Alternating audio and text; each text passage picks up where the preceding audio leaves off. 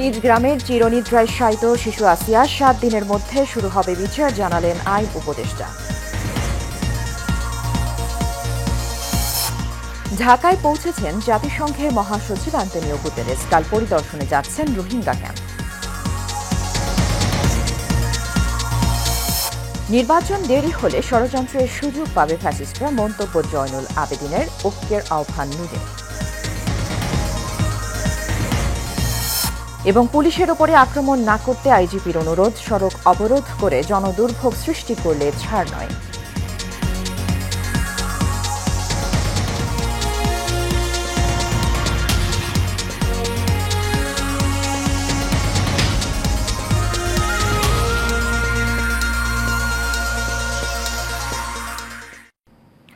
স্বাগত Asian prime নিউজে। দর্শক, সংবাদ জুড়ে সাথে আছি সুবর্ণা গোলন্দাজ। শুনছিলেন বিআরবি কেবল ইন্ডাস্ট্রিজ লিমিটেড সংবাদ শিরোনাম। মাগুরায় বোনের বাড়িতে বেড়াতে গিয়ে ধর্ষণের শিকার 8 বছর বয়সী সেই শিশুটি মারা গেছে। দুপুর 1টায় সম্মিলিত সামরিক হাসপাতালে শেষ নিঃশ্বাস ত্যাগ করে সে। আন্তঃবাহিনীর জনসংযোগ পরিদপ্তরের পাঠানো এক বিজ্ঞপ্তিতে এই তথ্য জানানো হয়েছে। একই সঙ্গে বাংলাদেশ সেনাবাহিনীর পক্ষ থেকে শোক জানানো হয়েছে। শিশুটির মৃত্যুর খবরে শোক জানিয়ে প্রধান উপদেষ্টা ডক্টর মোহাম্মদ ইউনূস নির্যাতনের ঘটনায় জড়িতদের দ্রুত বিচারের নির্দেশ দিয়েছেন। এদিকে হেলিকপ্টারে করে আসিয়ার মরদেহ নেওয়া হয়েছে মাগুরায়। সেখানে নোমানী মাঠে অনুষ্ঠিত হয় তার প্রথম জানাজা। এরপর গ্রামের বাড়িতে দ্বিতীয় জানাজা শেষে দাফন করা হয় শিশুটিকে।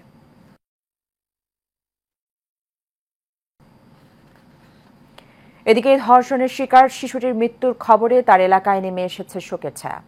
স্বজন ও প্রতিবেশীদের আর্তনাদ আর আহাজারিতে ভারী হয়ে উঠেছে সেখানকার পরিবেশ। এই ঘটনায় জড়িতদের দ্রুত সর্বোচ্চ শাস্তির দাবি জানিয়েছেন তারা। গত 6 মার্চ মাগুরা শহরে বোনের বাড়ি বেড়াতে গিয়ে ধর্ষণের শিকার হয় ওই শিশু।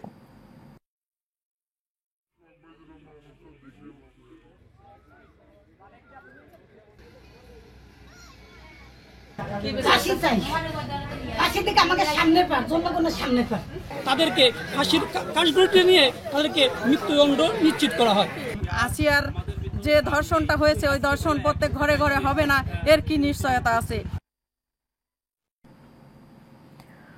মাগুরার আলোচিত শিশু ধর্ষণ ও হত্যা মামলার বিচার আগামী 7 দিনের মধ্যে শুরু হবে বলে জানিয়েছেন আইন উপদেষ্টা আসিফ নজরুল। বিকেলে সচিবালয়ে সমসাময়িক বিষয় প্রেস ব্রিফিংয়ে সব কথা জানান তিনি। আইন উপদেষ্টা বলেন, শিশুটির ময়নাতদন্ত আজকেই করা হবে। ডিএনএর নমুনা দেওয়া হয়েছে। 7 দিনের মধ্যে বিচার শুরু হবে। আসিফ নজরুল আরও বলেন, দ্রুত বিচার শেষ হবে। এ সময় নতুন আইনে শিশু ধর্ষণ ও বলাৎকারের ঘটনায় বিশেষ ট্রাইব্যুনাল কাজ করবে জানিয়ে আইন উপদেষ্টা বলেন, আগামী রবি অথবা সোমবার আইনের কাজ শুরু হবে।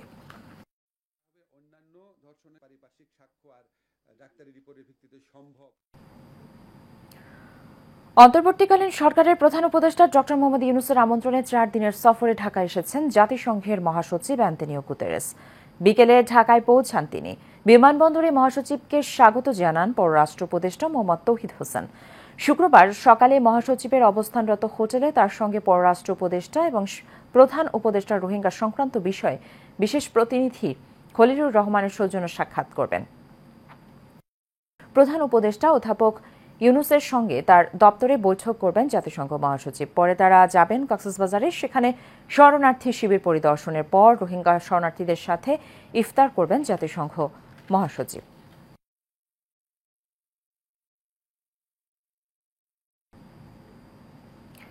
দেশের তথ্য প্রযুক্তি সহ সকল শিল্পের উন্নয়নে সকলের আন্তরিক অংশগ্রহণ থাকা প্রয়োজন বলে মন্তব্য করেছেন বিএনপির স্থায়ী কমিটির সদস্য আমির খসরু মাহমুদ চৌধুরী। সন্ধ্যায় রাজধানীর একটি ক্লাবে আইসিটি ফোরামের আয়োজনে ইফতার মাহফিলে তিনি এসব কথা বলেন। তিনি বলেন, নির্বাচিত সরকারের নীতি নির্ধারণ বা পলিসি উন্নয়নে সংগঠনগুলোর সাথে কাজ করবে, কিন্তু সংগঠনগুলোকে চলতে হবে তার নিজস্ব গতিধারায়। দেশের অর্থনৈতিক উন্নয়নে সংগঠনগুলোর মধ্যকার ঐক্য খুবই জরুরি বলেও মনে করেন বিএনপির স্থায়ী কমিটির এই সদস্য। কাজ করছেন এখানে গভর্নমেন্ট ইজ টু ফ্যাসিলিটেট আর এনেবলার রোল যদি প্লে করতে পারে। আমাদের প্রবলেম হচ্ছে আমাদের গভর্নমেন্ট গুলো রেগুলেটর ফ্যাসিলিটেটর না হয়ে রেগুলেটর হয়ে বসে থাকে, তখনই প্রবলেমটা হয়। Another thing I can assure you, we will go for all-out deregulation and liberalization of all sorts. সরকার নির্বাচন দিতে যত দেরি করবে ফ্যাসিস্ট হাসিনা ও তার দল তত সুবিধা পাবে বলে মন্তব্য করেছেন বিএনপি চেয়ারপারসনের উপদেষ্টা জয়নুল আবেদিন ফারুক। সকালে জাতীয় প্রেস ক্লাবে তৃণমূল নাগরিক আন্দোলনের প্রতিবাদী অবস্থান কর্মসূচিতে তিনি এসব কথা জানান দেশকে স্থিতিশীল করতে জাতীয় নির্বাচন জরুরি। জুলাই আগস্টের হোতা এবং এর সঙ্গে সংশ্লিষ্ট অপরাধীদের কেন গ্রেফতার করা হচ্ছে না এমন প্রশ্ন তোলেন বিএনপির নেতা। এ সময় জাতীয় নাগরিক পার্টির আহ্বায়ক নাহিদ ইসলামের প্রতি আহ্বান জানান রক্তক্ষরণ না করে গণতন্ত্রের পথে স্বাধীনতার পক্ষে হেঁটে সংসদ নির্বাচনের দিকে যাওয়ার। নির্বাচন ও সংস্কার নিয়ে রাজনৈতিক দলগুলোর মধ্যে ঐক্যের আহ্বান জানিয়েছেন গণ অধিকার পরিষদের সভাপতি নুরুল হক নূর। রাজধানীর স্কাই সিটি হোটেলে গণ অধিকার পরিষদের উদ্যোগে ইফতার ও দোয়া মাহফিলে তিনি এই আহ্বান জানান। এ সময় বক্তারা নেতারা অবাধ ও সুষ্ঠু নির্বাচনের গুরুত্ব তুলে ধরে গণতান্ত্রিক ব্যবস্থাকে শক্তিশালী করার উপরে জোর দেন। দেশ ও জাতির কল্যাণ কামনায় বিশেষ মোনাজাতের মাধ্যমে অনুষ্ঠান শেষ হয়।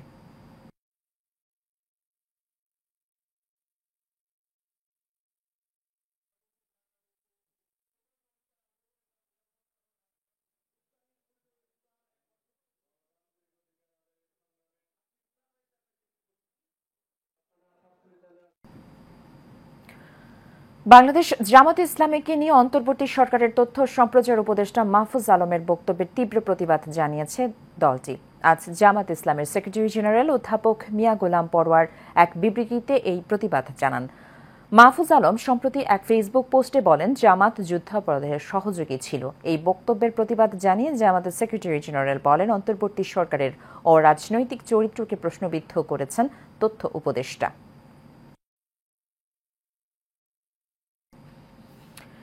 পুলিশের ওপরে আক্রমণ না করতে দেশবাসীর কাছে অনুরোধ জানিয়েছেন মহাপরিদর্শক মোহাম্মদ বাহারুল আলম।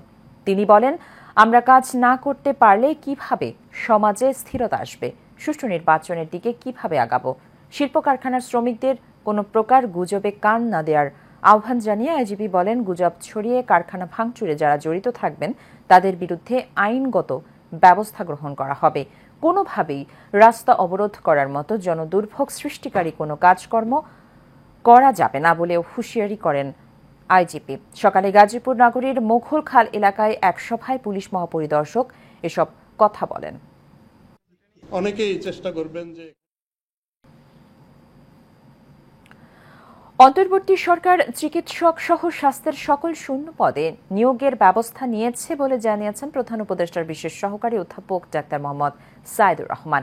আজ সচিবালয়ে এক ব্রিফিংয়ে সাংবাদিকদের তিনি এসব কথা বলেন। এ সময় অধ্যাপক ডাক্তার মোহাম্মদ সাইদুর রহমান ইন্টার্ন চিকিৎসকদের কর্মবিরতি প্রত্যাহারের অনুরোধ জানান।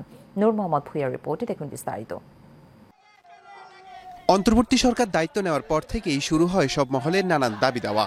আর এই দাবি যখন হয় চিকিৎসা খাতে, তখন থমকে পড়ে স্বাস্থ্য খাত। 5 দফা দাবিতে ঢাকা মেডিকেল কলেজ হাসপাতাল সহ বিভিন্ন হাসপাতালে কর্মবিরতি পালন করছেন ইন্টার্ন চিকিৎসকরা। এর ফলে ঢাকা মেডিকেলের বহির্বিভাগে চিকিৎসা সেবা বন্ধ রয়েছে। স্বাস্থ্য খাতে চলমান বিভিন্ন বিষয় নিয়ে সংবাদ সম্মেলন করেন প্রধান উপদেষ্টার বিশেষ সহকারী অধ্যাপক ডক্টর মোহাম্মদ সাইদুর রহমান। এ সময় বিসিএস ডাক্তারদের জন্য বয়সসীমা 34 বছর করার আবেদন জানানো হয়েছে জানিয়ে তিনি ইন্টার্ন চিকিৎসকদের প্রতি কর্মসূচি প্রত্যাহারের অনুরোধ জানান। বিভিন্ন মন্ত্রণালয় এবং বেশ কিছু আইনি ব্যাপার আছে, সেগুলো ঘটতে আমরা সেই জন্যই যারা চিকিৎসক, সংশ্লিষ্ট চিকিৎসক, তাদের কাছেও বিশেষজ্ঞ সকল মহলকে, আপনারা গতদিন দেখেছেন আমরা বিশেষজ্ঞদের ওখানে উপস্থিত হয়ে আমরা তাদের প্রক্রিয়াগুলো, এবং আজকে আমরা সেই অগ্রগতিটা বললাম। আমরা সবাইকে অনুরোধ করব, আমাদের উপর আস্থা রাখেন। আমরা নিশ্চয়ই এই স্বাস্থ্য খাতে যারা কর্মরত আছেন তাদের যে সমস্যা সেগুলো দূর করার জন্য সর্বাত্মক চেষ্টা করব। এছাড়া বেসরকারি হাসপাতালের ডাক্তার সহ অন্যান্যদের জন্য সর্বনিম্ন বেতন কাঠামোর ঘোষণা করার উদ্যোগ নেওয়া হয়েছে বলেও জানান তিনি। তবে একটি সর্বনিম্ন বেতন কাঠামো, অবশ্যই চিকিৎসকদের জন্য একটি সর্বনিম্ন বেতনের প্রস্তাবনা আমরা বেসরকারি যে সকল চিকিৎসা সেবা প্রতিষ্ঠান আছে তাদের মালিকদের সঙ্গে আলাপ আলোচনার মাধ্যমে অতি সত্বর আমরা একটি সর্বনিম্ন বেতন চিকিৎসকদের জন্য এবং চিকিৎসক সহায়ক অন্যান্য নার্সদের জন্য আমরা চেষ্টা করব। আমরা আশাবাদী যে আমরা একটি সর্বনিম্ন পে স্কেল নয়, কিন্তু আমরা একটি সর্বনিম্ন বেতন ঘোষণা করতে সক্ষম হব অল্প দিনের মধ্যেই। মানহীন মেডিকেল কলেজ বন্ধ করে দেওয়ার সিদ্ধান্ত নেওয়া হয়েছে জানিয়ে প্রধান উপদেষ্টার বিশেষ সহকারী বলেন, চলমান শিক্ষার্থীদের কোর্স শেষ হলেই আর শিক্ষার্থী ভর্তি নিতে পারবে না ওইসব প্রতিষ্ঠান। সহ সকল স্বাস্থ্য পেশাজীবীর সাহায্য নিয়ে। নূর মোহাম্মদ ভুঁইয়া, এশিয়ান টেলিভিশন, ঢাকা।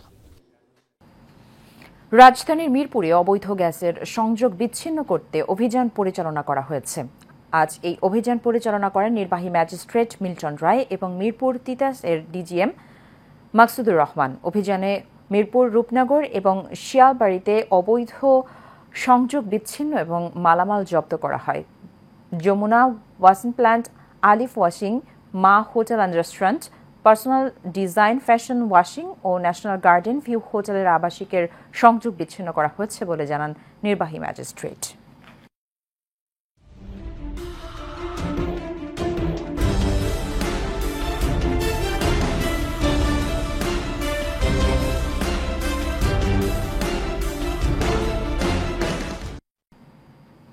সারা বাংলার খবর। নোয়াখালী সমিতির বার্ষিক এজিএম ও ইফতার দোয়া হয়েছে। অনুষ্ঠানে প্রধান অতিথি ছিলেন বিএনপির ভাইস চেয়ারম্যান বরকতুল্লাহ বুলু। সমিতির সভাপতি এম এ খান বেলালের সভাপতিত্বে আরও বক্তব্য রাখেন জেলা বিএনপির আহ্বায়ক মাহবুব আলমগীর আলম। নারায়ণগঞ্জের রূপগঞ্জে আদালতের নিষেধাজ্ঞা থাকায় একটি বহুতলা ভবন নির্মাণের কাজ বন্ধ করে দিয়েছে পুলিশ। উপজেলার রূপগঞ্জ ইউনিয়নের টেকনোয়াদ্দা এলাকায় এই ঘটনা ঘটে। রূপগঞ্জ থানার ওসি লিয়াকত আলী বলেন, আদালতের নিষেধাজ্ঞা অমান্য করে বহুতল ভবন নির্মাণ করছে এমন সংবাদের ভিত্তিতে ঘটনাস্থলে পুলিশ পাঠিয়ে কাজ বন্ধ করে দেওয়া হয়েছে।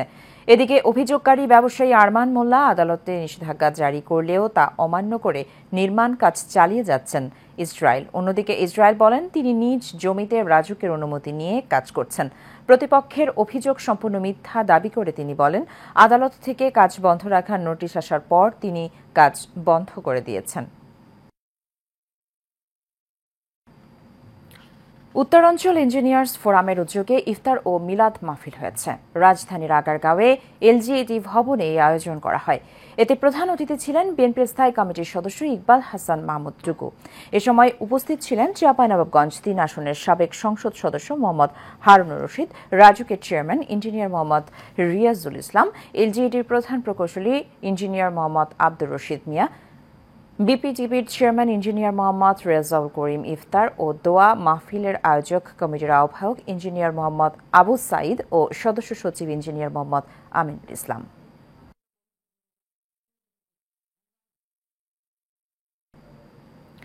মিরপুর রিয়েল এস্টেট ফোরামের আয়োজনে ইফতার ও দোয়া মাহফিল হয়েছে। ইফতার মাহফিলের প্রধান অতিথি ছিলেন প্রেসিডেন্ট রিহাব মোহাম্মদ ওয়াহিদুজ্জামান। বিশেষ অতিথি ছিলেন senior vice president Mohammad Liaquat Ali Bhuiyan. এছাড়া উপস্থিত ছিলেন মিরপুর রিয়েল এস্টেট ফোরামের সভাপতি মোহাম্মদ শহীদুল ইসলাম ও জেনারেল সেক্রেটারি মোহাম্মদ শামীম সহ আরও অনেকে।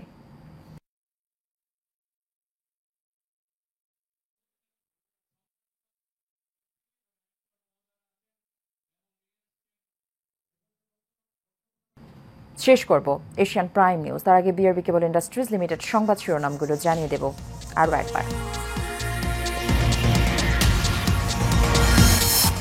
নিজ গ্রামে চিরনিদ্রায় শায়িত শিশু আসিয়া, 7 দিনের মধ্যে শুরু হবে বিচার, জানালেন আইন উপদেষ্টা। ঢাকায় পৌঁছেছেন জাতিসংঘের মহাসচিব অ্যান্তোনিও গুতেরেস। কাল পরিদর্শনে যাচ্ছেন Rohingya camp.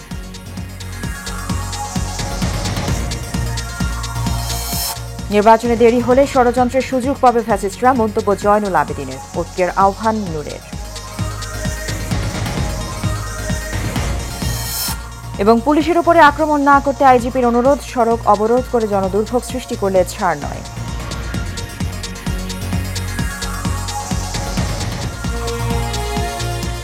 Asian prime news এ পর্যন্তই। আমাদের পরবর্তী সংবাদ দেখার আমন্ত্রণ রইল। ধন্যবাদ সাথে থাকার জন্য। আল্লাহ হাফেজ।